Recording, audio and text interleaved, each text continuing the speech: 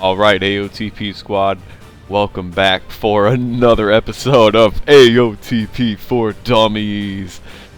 This one is going to be focused on a Sorin build. One of the builds that Sorin is perhaps most famous for, the Heroes Only build. I would say Sorin does Heroes Only the best, although Kiora and Nahiri can semi-mock this. They just don't quite have the support between their colors that Sorin has here. Same as before, we're going to generally assume 600 points for the figures, 12 cards, 200 points for the spells. Things in the green over here on the left are the core spells and figures, which I seriously think you should not be trading out for this build. Like, always keep these in here. And on the right, I have what is effectively two different builds you could try between the yellow up here with the core captain and 3 spells, and the blue down here with AVACYN and the 3 spells. And then there's also these additional purple spells on the far right over here, which you can sub in maybe for some of these between these two or the core spells. But again, I strongly suggest not touching the core spells, and if you're going to use one of these from the purple, maybe trade it out for in their triplet of spells. We're going to tackle the explanation of the core figures and spells. So to kick it off, our Planeswalker of choice, of course, is Sorin. 350 points. The dude is pretty nutty in melee combat. You just need to weaken a bunch of enemy squads so that they don't run him over with multiple activations. The other piece of the core, Eldrazi Ruiner. We saw the Ruiner in the Jace video. We all know what this guy is capable of. In this build, we're actually looking to utilize Lash of Tentacles more often than what the Jace army does, because this guy is going to have to probably slaughter a bunch of squad and or hero figures on his way in to kill the enemy Planeswalker, and he's basically going to have to protect Sorin. This build will not be running squads that can be meat like Blue does, like Jace has with the Scions and the Lantern Geist. So yeah, Lash of Tentacles is going to see a lot more use with this build. 500 points for these two guys by themselves. Nice thing is, you can play this army at 500 points and then just tweak the spells depending on what you want to add. Again, you have all these spells over here. Don't use these figures, obviously, if you're at 500 point armies, but you could use some mix of all of these spells that are over here. Yeah, but since we're assuming 600 points, we do have 2 100 point heroes on the right side. We have the core captain, who's 100, and AVACYN, who's also 100. But that's it for the core figures, of course. We're going to move on to the core spells. Near-death experience, plain and simple, keep Sorin alive longer. Corrupt, also reasonably simple, allows you to tap an opponent's creature for 1 damage and remove 1 damage from Sorin. Everything else in this build is basically a hero buff, at least in the core spells. Heal 3 damage from a creature, nice and easy. Always great for your massive life heroes. Healing Salve, heal 2 damage from a creature, draw a card. A card draw is pretty powerful in this game, in my opinion. Healing Salve is probably White's best spell, or at least like top 2 to 3. If you're going to trade out any spell from this deck, it's not Healing Salve. I'm just going to tell you this right now. Do not take this out of this deck. Tenacity. So Tenacity can enchant hero or planeswalker.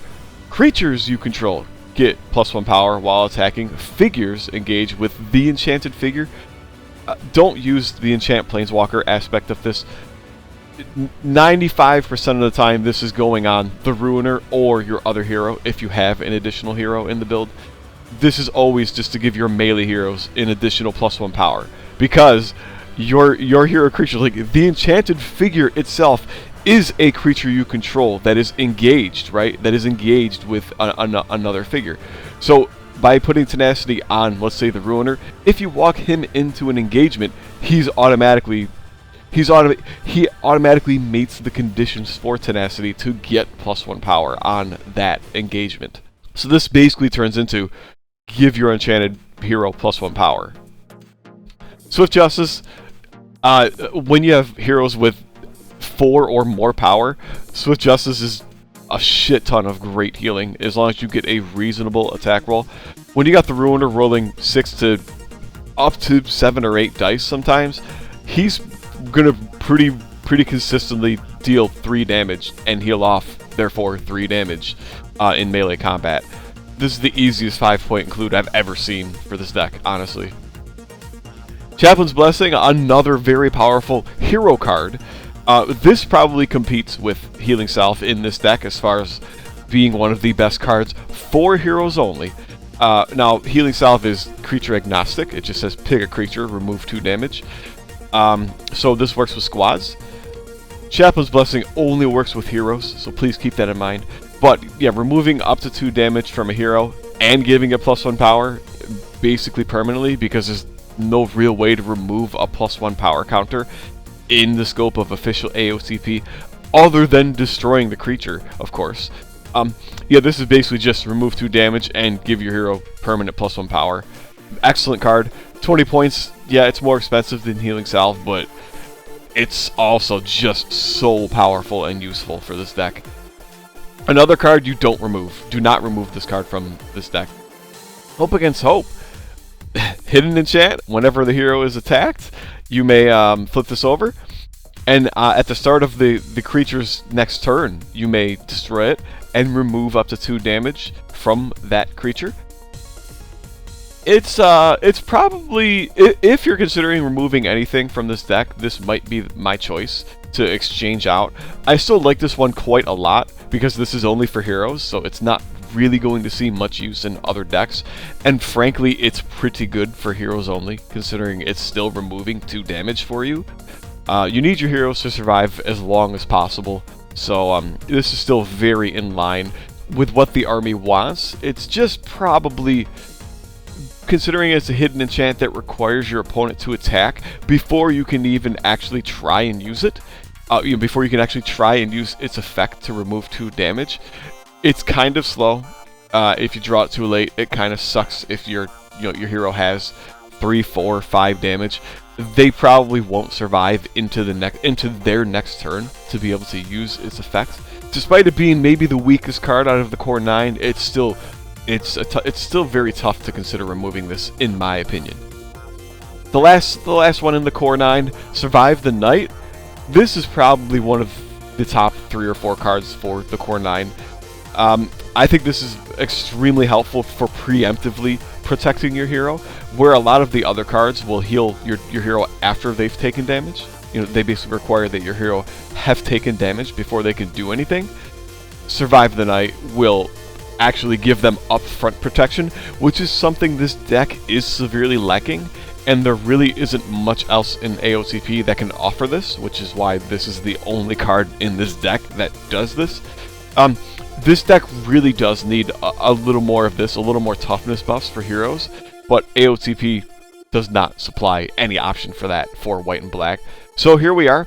Survive the Night, I think, if you get this early enough, it can sometimes just win you the game, because your hero can very safely engage and start running towards the opposing Planeswalker.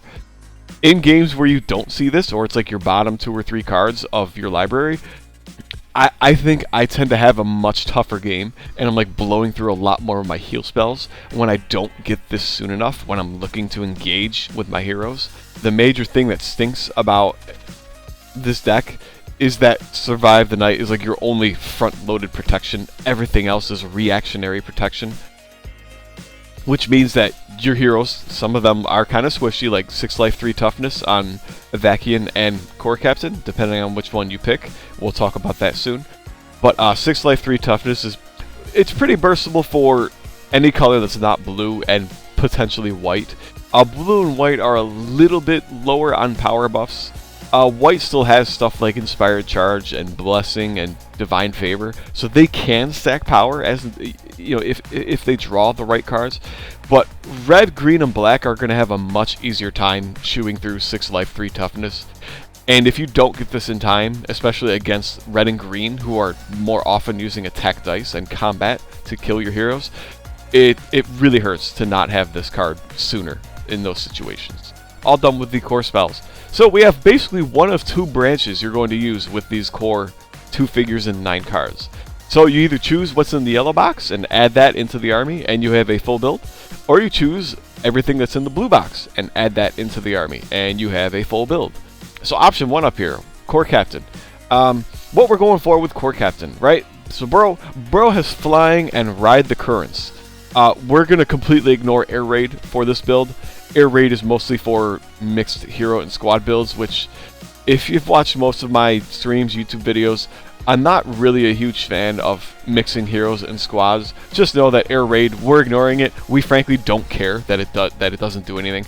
Core Captain's job in this build, if you want to pick him, he has flying, he has ride the currents. You want to basically summon him on some reasonable high ground, even if it's just level 2, just so that he can ride the currents, right? So like the moment he starts flying off of level 2 and flies over a level 1 space, or even a water space, which is another easy way to trigger ride the currents, he gets +3 move. So he's effectively, like, I would say 80% of the time he has a base 9 move. It's really not too bad to fly over something that's lower than your current elevation.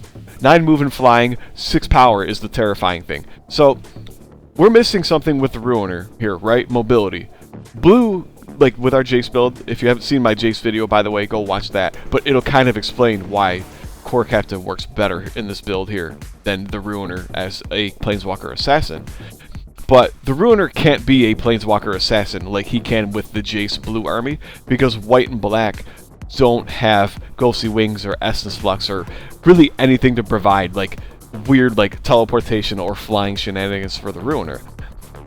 So this guy kind of takes that spot as the primary Planeswalker Assassin. He's kind of always consider a blue Ruiner who has Essence Flux or Ghostly Wings available to him. He's basically that at all times, but with a smaller life pool and not double space. And so the spells that we're including, of course, to assist him with that, there's a reason why the spells are slightly different between the blue box and the yellow box. We have Inspired Charge, Corpse Lunge, and Harrowing Journey. So Inspired Charge, all creatures you control get +2 power. We don't really care about +1 toughness until end of turn. I don't think that can even come into play in this build. But +2 power until end of turn. Again, like consider this almost like Royal Mage's Trick, just a little bit cheaper and doesn't quite hit 3 or 4 power. But you use this plus, hopefully plus Corpse Lunge, which we'll get to in a minute, but this plus like something like Chaplain's Blessing or Tenacity, you can get the Core Captain on top of your opponent's Planeswalker with, you know, rolling 8, 9, 10 attack dice that approaches one-shot potential or will severely damage your opponent's walker. We love Inspired Charge, right? It can work with any of the heroes. A little expensive for a 1-turn 2 power buff, but it works pretty well. With Corpse Lunge, deal 2 damage to a Planeswalker you control. Choose a creature you control within 4 clear sight spaces of it. When that creature attacks for the first time, it can attack an additional time. This is basically your win con. Now, you have to pay attention. You have to keep your target creature within 4 clear sight spaces of your Planeswalker. But the gist of this build is pop Corpse Lunge, pop Inspired Charge, send the Core Captain in, right?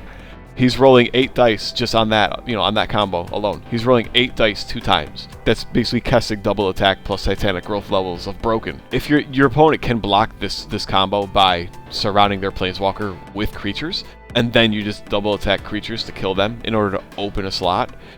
But if your opponent isn't smart enough to prevent Corpse Lunge plus Inspired Charge, 8 power hitting 2 times, or potentially more power if you're running Chaplain's Blessing or Tenacity. But yeah, 8 dice 2 times is going to kill a lot of Planeswalkers on average.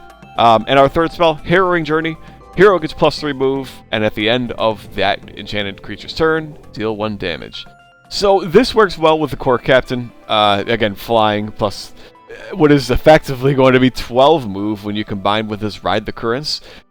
There's no hiding from him at that point. On another note, though, Harrowing Journey on the Ruiner, it helps him to get it gives him the additional mobility he needs. 8 move on him is pretty terrifying. If you're taking Core Captain with you as the complement to the rest of the build, your general strategy is going to be Planeswalker Assassination.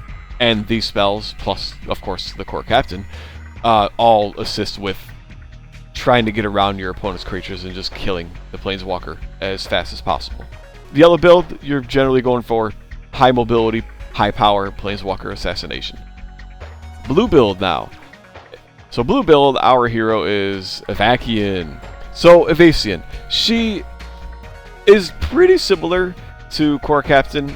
She has flying and all the same stats, except a lower power value. This is somewhat compensated for via her Madness of Angels. At the end of AVACYN's turn, you may deal 1 damage to all adjacent creatures you don't control. Pay attention to this for team games.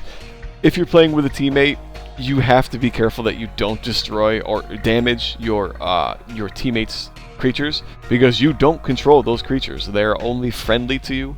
So AVACYN can backfire on you in a team game, but assuming a 1 versus 1, Madness of Angels is effectively deal 1 damage to all non-friendly creatures adjacent to her, right? And I should mention on this note, if you're taking the blue section here, you're playing more of a creature control slow roll game plan, because you're going to utilize Madness of Angels and Lash of Tentacles a little more in this build. You're trying to basically constantly heal your 2 heroes through a bunch of battles and to slowly whittle away at your opponent's squads and or heroes, I suppose. And anything that AVACYN and the Ruiner can't kill, the idea is that Sorin will clean up via his Blade Master and Vampiric Thirst against weakened squads. Sorin honestly is pretty good at fighting squads as long as at least one of those squad figures is destroyed ahead of time. Just like some of the heroes here, he's pretty burstable. He can be destroyed, especially by red and green. Things like Twin Flame Titanic Growth can end him prematurely before he gets a chance to get rolling. Sorin can carry when there's just 1 or 2 squad figures per squad remaining, and it's kind of like you're dealing with an entirely weakened opponent's army. When they don't have the manpower to get at least like 3 or 4 damage per turn on him, he's probably going to win the end game for you. So that is kind of the goal. That's the general goal of this build. And so our spells, of course, will support that. Sunlance, very expensive. It's kind of a hard sell in general for a couple reasons. Namely, 30 points. 30 points is really expensive. And then number 2 here is, especially for this build, a squad creature that was attacked. That's pretty unfortunate when you're running 2 heroes who can only attack once per turn. This is effectively an insurance policy that says, hey, if your Ruiner swung for 6-7 dice at that Elf Ranger with 1 toughness and you didn't kill him, you can play Sunlance to pretend like, yes, actually your attack did kill him. Speaking of green, it also bypasses Fog. So like if you attack into an Elf Ranger and you trigger Fog, Fog says that you prevent damage that's dealt to that squad, but it doesn't prevent the attack. And so since Sunlance says squad creature was attacked, you can play Sunlance to kill a squad figure through Fog. That's semi-relevant considering the Kessigs are in green, and some green builds will run Fog. So this is one good way to just murder a Kessig Ranger that was originally protected by Fog. But altogether, this is, like, as you heard the game plan, you want to try and weaken opponent squads ASAP, especially if Sorin has to carry in the endgame. This just guarantees you're going to weaken one squad instantly just by attacking it. It does something for you. It's in line with what the build wants. Lily's Caress, this is a creature control. This is more spell control because we have because we fear, like almost every other army, we fear Twin Flame Titanic Growth, sometimes Overrun. This is just a cheap attempt to try and get an opponent to discard something like Twin Flame or Bountiful Harvest or something to that effect. There's not a lot of other great cards to include in this build right now, at least to support creature control, and especially at a reasonable enough cost that can fit in the build. This is kind of here as a filler. I still like it more than most of the other purple cards here in the purple box. I like the potential to get rid of Twin Flame or Groundswell. There's just the potential to get rid of a really good card that could have otherwise clinched the opponent's win for them. I think this is really worth it at 5 points personally. The last card, Killing Wave. Choose a black planeswalker you control. Sorin is white and black. Deal 3 damage to all non-zombie squads adjacent to that planeswalker. Nice and easy for this build. There is not a single squad in this army, so you don't care about any squads that are adjacent to your walker, except if it's your opponent's, and you want to blow them up with this. Just to clarify here, I typically prefer Fell the Mighty, because Fell the Mighty outright destroys all non-white squad creatures. The big reason I like Killing Wave in this army over Fell the Mighty is for Blue's Lantern Geists. So Killing Wave deals 3 damage, and the Lantern Geists have 4 life. I like to try and abuse Killing Wave to then heal off of Blue's Lantern Geists with Sorin. You want to try and bait Blue into summoning their Lantern Geists adjacent to Sorin, so that at the start of your next turn, you can play Killing Wave to deal 3 damage out of their 4 life to each of them, and then you can try and swing with Sorin's 5 power at both of them, assuming they're both adjacent to you. You swing 5 power, and when they have 1 life remaining, I would say you're pretty likely to get at least 1 damage in when they have 4 toughness. 5 against 4. I'll put the stats on the screen here, and I'm hoping I'm right, and I'll edit if I need to. But a 5 versus 4, I'm assuming you are like 60 to 70% chance to get at least 1 damage. So that's easy healing for Sorin. It's because he has Blade Master, which means he can attack both of the Geists at the same time, and Vampiric Thirst, which means for each kill he gets, he's removing 2 damage. He's utterly annoying for Blue to deal with. And I think Killing Wave assists with that, so that it's harder for them to just use the Geist to body block you without basically giving you free healing. So hopefully that makes sense, and hopefully this the whole blue build makes sense. You're playing more creature control. You got to use AVACYN and the Ruiner. Take advantage of Madness of Angels and Lash of Tentacles. Nick all of your opponent's squads with lots of free damage and keep blowing them up. And if you need to, use Sorin to clean up in the endgame. So on to the purple spells here. Stone Will is, you use this mostly with the AVACYN build. This is to help Sorin clean up if he's needed to clean up. I used to like this card a lot more than I currently do. I still think it's okay to use, but it's not fantastic. I think I prefer a lot of the other cards that are honestly already on the left half of the screen over here than Stone Will. But it's usable, so don't feel bad. Like if you like snowballing in endgames with the Sorin, I would suggest trying Stone Will with the AVACYN half of the split here, the split of figures. Despise is just a really good card in general. Despise will help protect your Ruiner from ranged planeswalkers, which is kind of significant, especially against green and blue, because he doesn't get his otherworldly +2 toughness while defending against them. So this will kind of deter them from using their planeswalker to try to whittle the Ruiner down. I would say where I'd be most likely to use this is with the AVACYN build. Again, for the kind of, it's not really creature control, but it is damage control in general. Maybe you swap out Liliana's Caress for Despise. That would be, because I didn't say this earlier, but so we have 110 points, right, in the core. These spells over here only cost 75. So you actually still have another 15 points to use. So even though Despise costs 10 and Liliana's cost 5, you have the extra points to just dump Liliana's Caress out of the deck and put Despise in, and it doesn't affect your ability to use every other card that's already lined up. So I'd say Despise is probably more an AVACYN thing than for the core captain build. Fell the Mighty, pretty much interchangeable with Killing Wave, if you ask me. I'm not really going to say much for this. I think this can sometimes cause you to struggle against other white squad builds, because they can stack, especially I'm thinking of Nahiri. This can suck against Nahiri if she spams a lot of her enchantments on her white squads, which she will often be running probably at least the core Hookmasters, who are pretty decent with a lot of enchantments. Fell the Mighty can't go in and nuke them, where Killing Wave actually can. So that's another thing to consider. Fell the Mighty also costs 5 points more than Killing Wave. I think for this build in particular, you generally want to use Killing Wave instead of Fell the Mighty, but Fell the Mighty mostly does the same thing. If you can think of a particular reason you want this over Killing Wave, other than what I've already said, justify it for yourself and have fun. Don't let me stop you. Ghostly Possession. Target squad creature. So it's one squad creature, their power becomes 0, and their toughness becomes 1. Their base toughness, that is. This is 25 points. This is kind of like Sunlance. This is kind of a tough sell, in my opinion.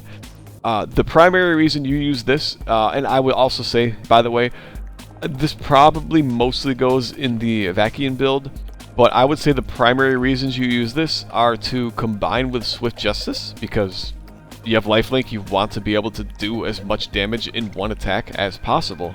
And it combines well with Sorin, because Sorin's Vampiric Thirst, when he destroys a figure an opponent controls in combat. Well, what do you know? A target squad creature could be a figure an opponent controls. So setting their toughness to 1 makes it much easier for Sorin to get a heal. Those are probably the primary 2 things I see, the primary 2 use cases I see for this card. But again, this is a tough sell. 25 points is just too expensive. This card probably should have been 10 to 15 points, and I honestly would have been more inclined to put it into one of these decks, I think, had it been cheaper. Crippling Blight. A squad gets -1/-1. Creature control, I would say this primarily goes with AVACYN builds. Not much else to be said here. This is just to slow down an opponent's squad. Behold the Beyond. Discard your hand and draw 3 cards. This can go with either build, I think. Behold the Beyond helps you get to... I primarily use this to get to other hero healing spells quickly. I typically do not play this card from my hand if I have more than one other card in my hand. I really don't like discarding more than one card via this card's effect. Behold the Beyond plus 2 other cards in hand is about where I draw the line, as far as like this becomes kind of unplayable as soon as you have at least 2 other cards.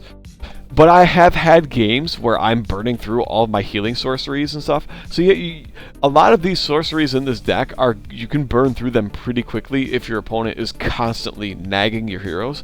And believe me, they probably will be constantly nagging your heroes. So this is kind of like a weird... It helps you draw more cards when you really, really need them. I can't lie, this card has absolutely found value for me and helps me win games that I otherwise believe I would have lost. So keep that in mind. It's usable. It's just tough to use sometimes. Solemn Offering. Destroy a face-up or face-down enchantment. I would say this can mostly be used against other black players to remove Despise from your own Planeswalker. Sorin really does not want to be despised. If he drops from 5 to 4 power, his ability to kill creatures is far lesser. You can also use this to destroy green player enchantments like Leaf Arrow, Paths Revealed, Predatory Strike. There's a lot of enchantments you can destroy with this. I just think the reactionary nature of this is, and also the point cost, makes it a bit of a tough sell. Seize the Initiative. Target creature gets first strike until end of turn. This kind of combos with Ghostly Possession. So first strike says that when you roll more hits or more swords, more cross weapon symbols, then the defending creature has toughness, then the defending player rolls no dice for the attack. So this is like if you have AVACYN, right? It's just 4 power. If she's attacking a creature with 3 toughness, what this means is for Seize the Initiative to trigger, AVACYN needs to roll at least 4 swords or 4 hits. So if she rolls 3 hits, first strike / Seize the Initiative does nothing because you did not roll more than 3. Right? You need more hits than the defending creature's toughness, which if they have 3 toughness, you need to roll at least 4 hits. So this makes this, it's a very much like a weird high roll card. I don't love this card because it says that it has to be the defending creature, so this doesn't work against Planeswalkers. So it kind of does nothing for the core captain and for the Planeswalker assassination build, because you're not really looking to murder a bunch of opponent squads. I don't know. I can piss and moan about this card all day. It has a use in this deck, sort of, especially with Ghostly Possession. And if you just want to like play some weird, like try and get lucky on one random turn, okay. But it's super niche, and I don't highly suggest it. Our final card, Barter in Blood. Enchant hero or a squad. So you clearly want to put this on your own hero. When enchanted hero creature is destroyed in combat, deal 1 damage to the attacking figure and its controller discards a card at random. I would say this more so goes into the creature control AVACYN build, but considering the pressure you can put on with core captain, like on your opponent's planeswalker, and that they'll be heavily incentivized to remove him from the board ASAP, you could use Barter in Blood on him, like to put that on him, and potentially damage your opponent's planeswalker if they use their planeswalker to kill the core captain, and then cause them to discard a card, which discarding a card is again a bit more in line with the AVACYN build, especially like if you're going to combo with Lily's Caress to get rid of potentially 2 cards. So there's one major thing I want to bring up with Barter in Blood, which kind of conflicts with the build. Like, there's a lot of nice things that I think this build likes about Barter in Blood. There's just one core thing that sucks, and that is that the creature has to be destroyed in combat, right? Your hero has to be destroyed in combat. Well, here's the problem, right? What are all these spells here for? Heal the hero. Heal the hero. Well, that's additional power. Heal the hero. Heal the hero. Heal the hero. Protect the hero from damage, right? So, Barter in Blood kind of goes against the entire motto of this build, which is to constantly heal your hero and keep them alive repeatedly, for repeated attacks. Barter in Blood kind of encourages you to let your hero die, and that's not totally in line with what this build wants. So it's kind of this low, and it's kind of like near CZ Initiative. Again, like the stuff towards the bottom here are stuff I don't really love for the build as much as stuff up here. These are good effects, and sometimes your heroes will die before you get the chance to heal them, but I think this is mostly counterintuitive to the rest of the build.